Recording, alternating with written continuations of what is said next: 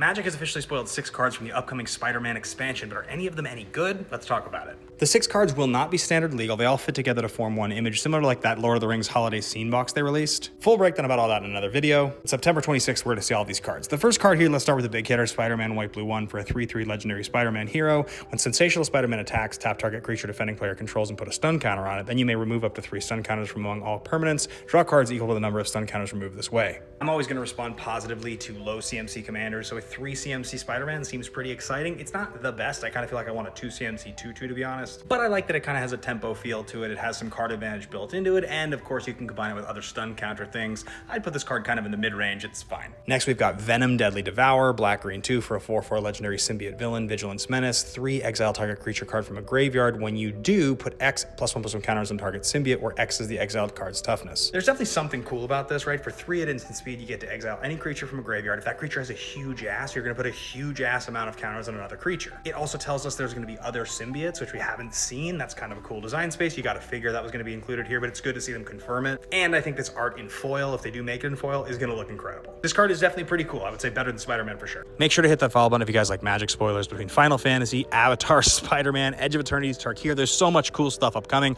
and I'm going to give you all the breaks, all the news about everything. Doc Ock is a 7-drop, blue-black 5 for an 8/8. At the beginning of combat on your turn, target non-creature artifact you control becomes an 8/8 robot villain artifact creature in addition to its other types. My gut tells me there's pretty cool design space here with something I'm not thinking of that's going to be cool to turn into an 8/8, but it costs 7, and anytime you have a commander that costs 7, it's got to do something insane for me to care. This card's kind of fine. Green Goblin for black-red 2 for a 3/3 flying. Whenever you discard an on-land card, put a counter on target goblin you control. Whenever you discard a land card, create a tap treasure token. This is really cool in the red discard cards, get a bonus type of deck, right? I think we've seen a lot of cool stuff in that space, whether you're talking about Hollow One, that new 1-drop from Aether Drift. There's just a lot of cool stuff.